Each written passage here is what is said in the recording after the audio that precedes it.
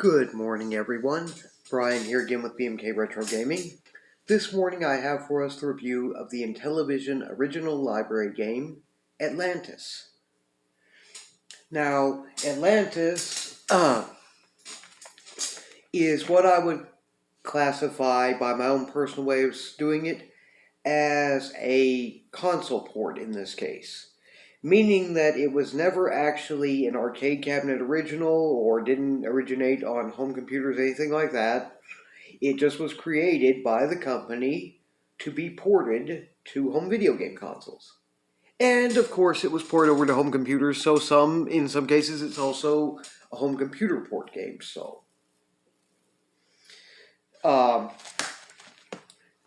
That's just my way of kind of distinguishing it some, because that's a bit different from one that started out as, say, an arcade cabinet original or something like that. Anyway, it was developed on a design and programmed on a design by Dennis Coble for Imagic or Imagic in 1982. And there's some interesting things about it, such as there was a competition called Destination Atlantis, in which the top scorers would receive a copy of the game called Atlantis 2, which was not really a true sequel as much as just a version of the game with the enemies worth less points and the difficulty really ramped up through the roof.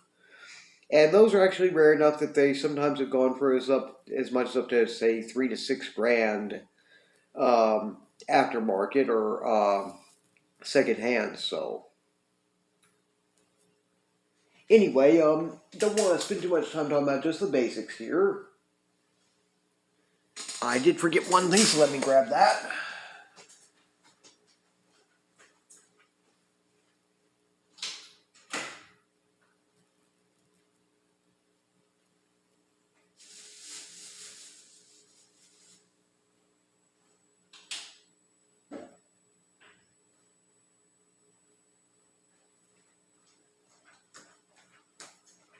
Okay, so I have a complete CIB copy of Atlantis, not new, used actually.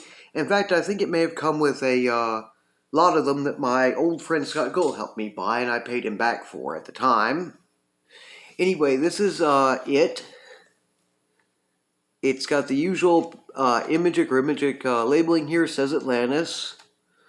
Video game cartridge for Mattel IntelliVision System and Sears Super Video Arcade, which that's what the Sears version was known by at that time, usually. For the IntelliVision System down here. And it says down here, Imagic or Imagic is not related to Mattel Electronics Incorporated or Sears Electronics. I always forget whether it's pronounced Imagic or Imagic. I guess I don't review enough games by the company to really make a note to remember, but one day I may. But anybody feel free to correct me. Anyway, on the back it tells us, Dawn. The Gorgon fleet begins a vicious attack. You defend the underwater city of Atlantis against hordes of alien invaders. Your 2-century outpost, the Acropolis Command Post, and your flying saucer must prevail against these ancient enemies. Use every weapon in your arsenal. Day becomes dusk, then night. Still you fight on. Your spotlights sweep the skies over Atlantis, searching for enemy aircraft. Destroy them before their death rays demolish districts of the celebrated city. Devastate their vile forces, or Atlantis is doomed to become a watery grave. And it tells you it's for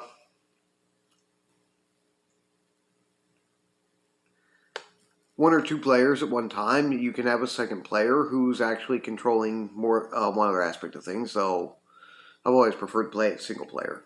Anyway, mine is in 100% great condition. It has some gameplay imagery on the back and all, along with that description. And then, as was common for this company's cartridges and all back then, the bottom is hollow and slides out with a tray which has our manual, our cartridge,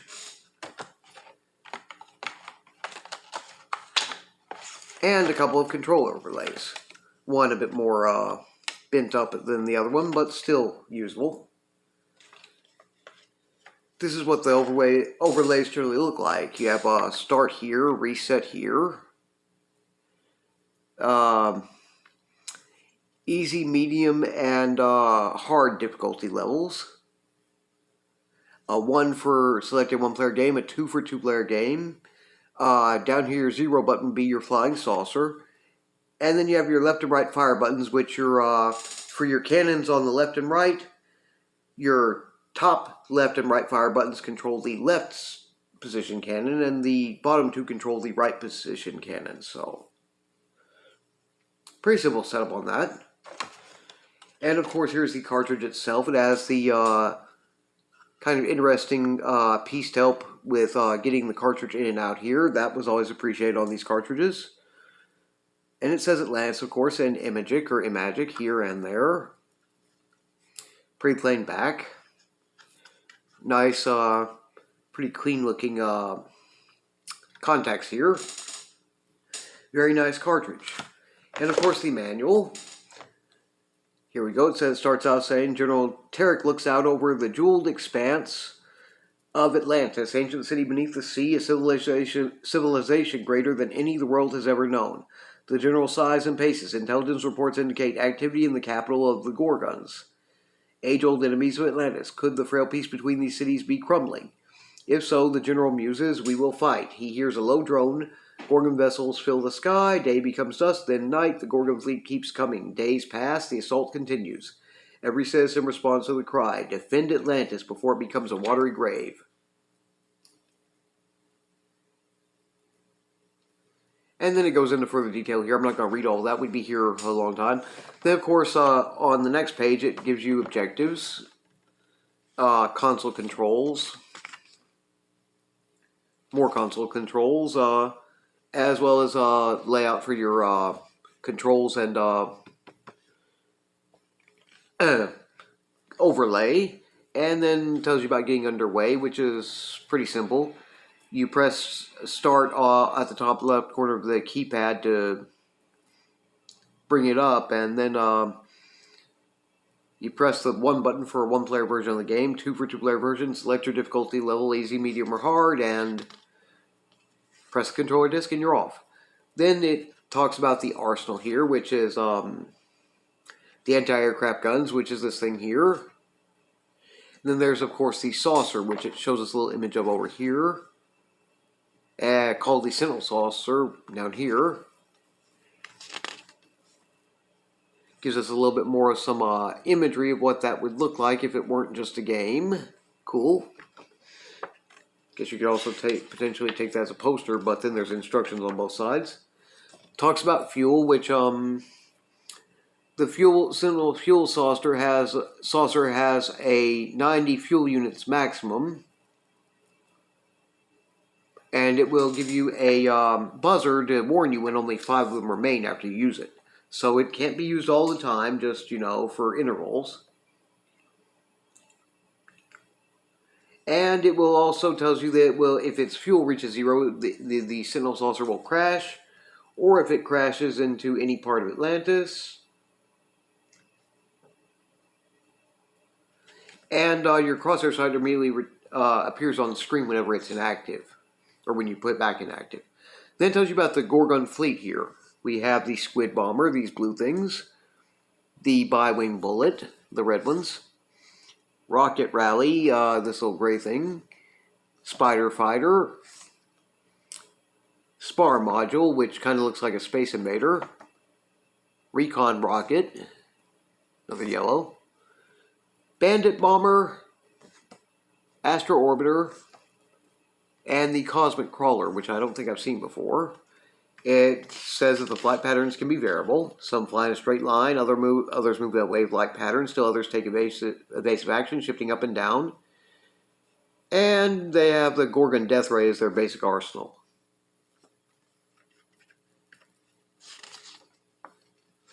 It tells you a bit about their general plans of attack. And gives you an analysis, which advises you to destroy the ships before they reach the 4th lane of approach. Then it tells you about the game variations, which there's a 1-player. There's a 2-player variation where you take turns.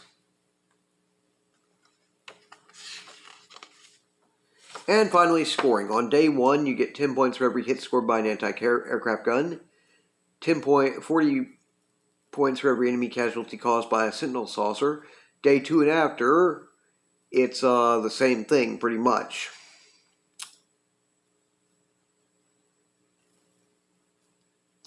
But each day after, day 2 and after, your points award increases by 10 points for each anti-aircraft gun hit and 40 points for each sentinel saucer strike.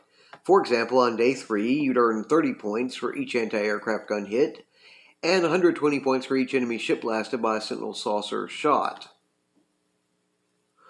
And then it gives you some tactical tips and tells you how to order replacement keypad overlays, and finally the back with your limited warranty and such. Let's see, that's about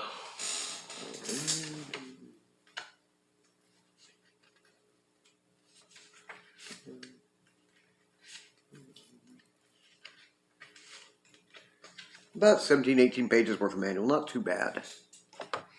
Anyway, that's pretty much the basics with all that. And I've talked for over 10 minutes on this one. Don't want this to drag out forever, so I'm going to go ahead and get this back in here, get the cartridge hooked up with my Mattel IntelliVision IntelliVision 3, which I have hooked up here, and we're going to go ahead and take a look at the gameplay. Okay, so here we go with gameplay for IntelliVision original library game Atlantis. Oh boy.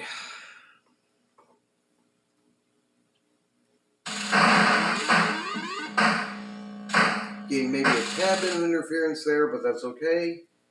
Press number of players 1. Level easy, just to start. Okay.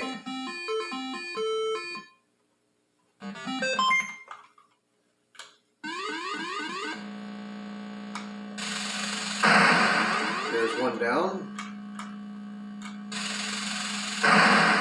2. 3.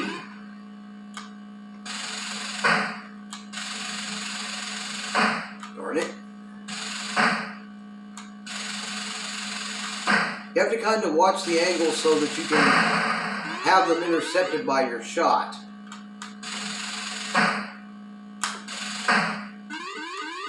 And depending on where you're firing, what position they're in when you fire on them, one can on one side might be more effective than the other. Uh-oh.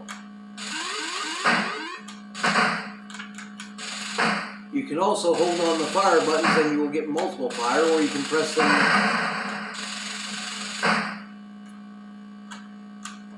You don't really get rapid fire or anything for holding down on them, but you can get them to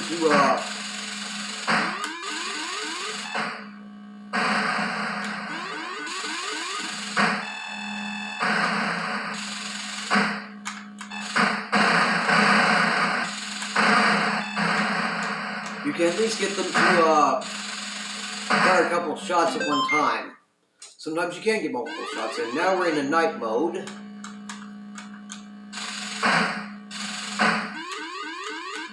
Missed.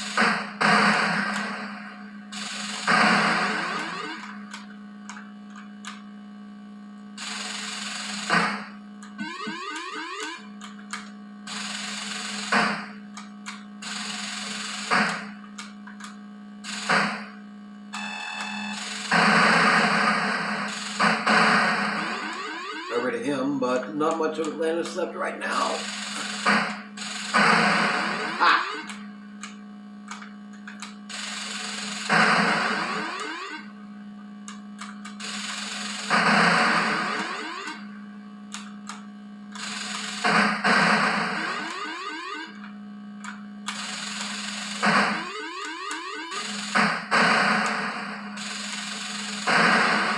Boom.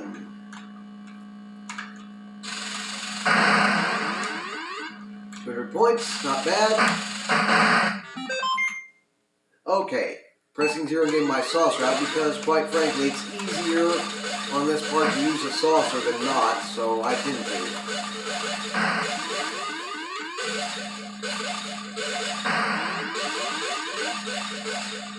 this, by the way, is night mode, so...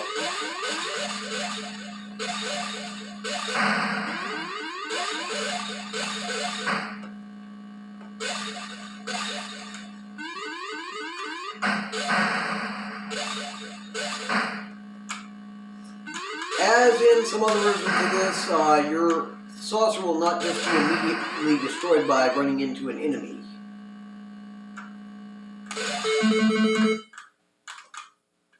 Okay, we're in a saucer room here, so time to light up the sky.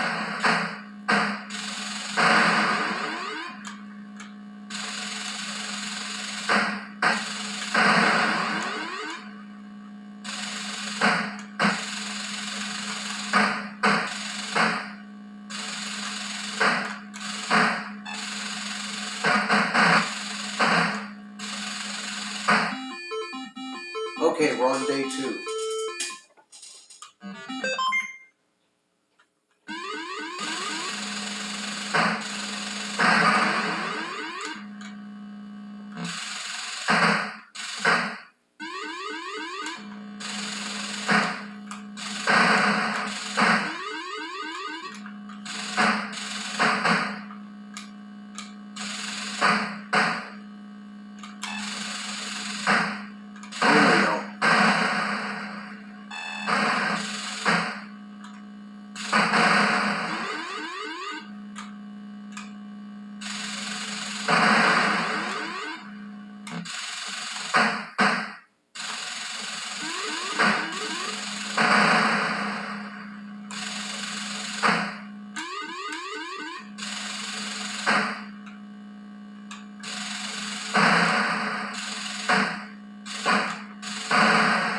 There we am.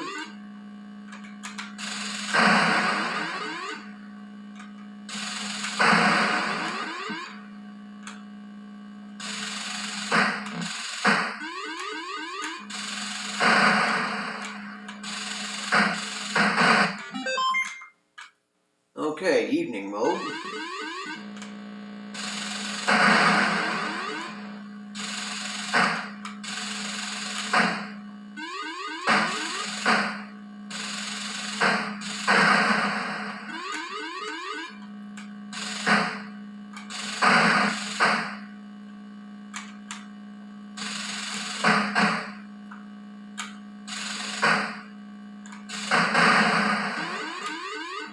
Huh.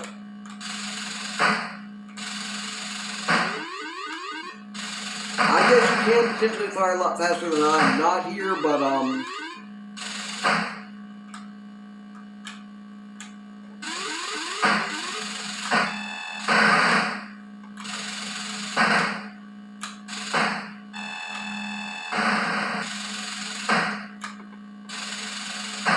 not always easy to do.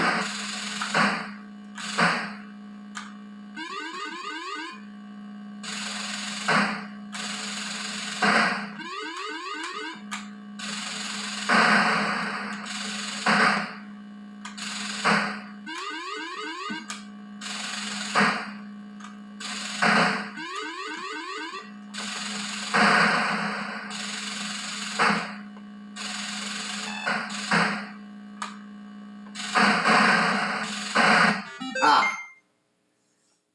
Another night mode.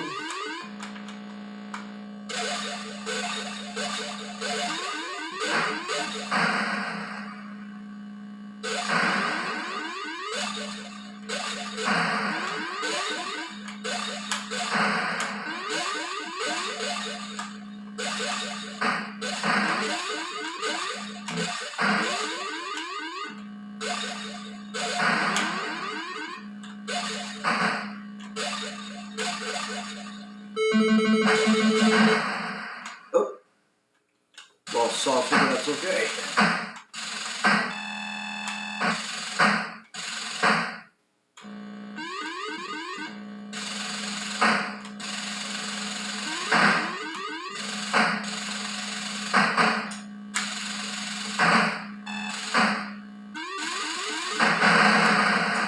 And there's the end of Atlantis, and there goes my saucer. Survived one day, 1,480 points, okay. Maybe I could have done better if I'd gotten through that second night mode, but those are the breaks. Anyway, I think you guys get the idea of the gameplay by now. Got pretty good graphics, pretty decent sounds for what it has for sound effects. Not bad. Okay, so that was Atlantis, a 1982 console port game for the IntelliVision, among other systems. IntelliVision in this case, specifically. Is it pretty good? Oh yeah, I think so. I'm pretty sure there are many that played it a lot back then. As far as I know, and was reading about earlier, it was technically widely regarded as quite possibly Imagic or Magic's second best-selling game for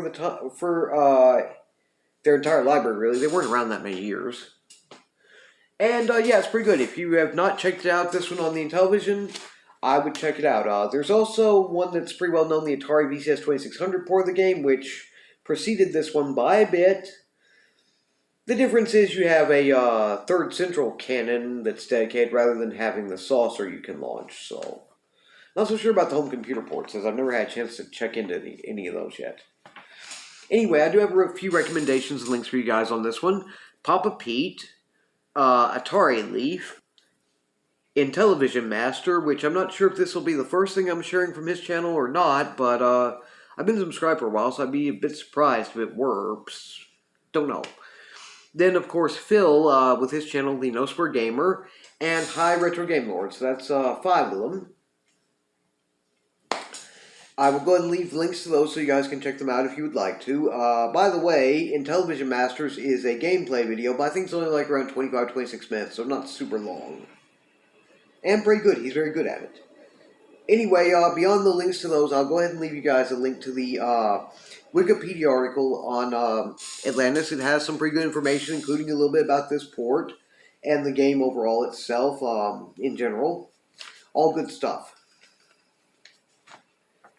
Big shout out to my IntelliVision Invasion Facebook group. Love you guys over there, and hopefully you guys will be getting this port too long. It's still been a bit overcast and between rainy and not here, so I'm not sure how long this upload may take, but hopefully it won't be too bad. Keep your eyes peeled and an eye out on my channel's feed here on YouTube, as well as on my Facebook and Twitter feeds if you follow me there, for what this next Sunday's upcoming ProBrew, Homebrew, or Prototype review will be. I have not picked one out yet.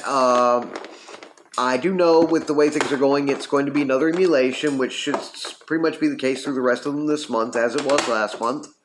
I'll get back to buying a few new ones when I can set aside money. I've got my,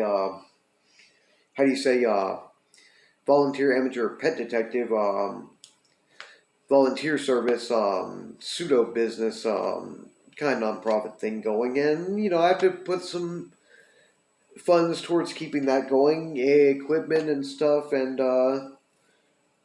just keeping things going can get a bit expensive, even when I am getting cases where I make some money back. So anyway, we'll get back to having more physical copies of Homebrew, ProBrew, and Prototype games for me to review after a bit, but I've got a pretty good idea about the one I'm picking out to emulate as a digital game ROM this time. Just haven't decided quite if I'm going to go with that one or take a look into some others first. But I will have it posted for you guys to check out well before it comes out, is due to come out on Sunday. So, usually by latest Friday or Saturday sometime. So, anyway, in the meantime, if you enjoy this channel's content, please feel free to like, share, and subscribe. And please don't hesitate to leave any questions, comments, or suggestions in the comments section down below. You guys take care, have a wonderful Wednesday, and hopefully I will see everyone back here again this coming Sunday.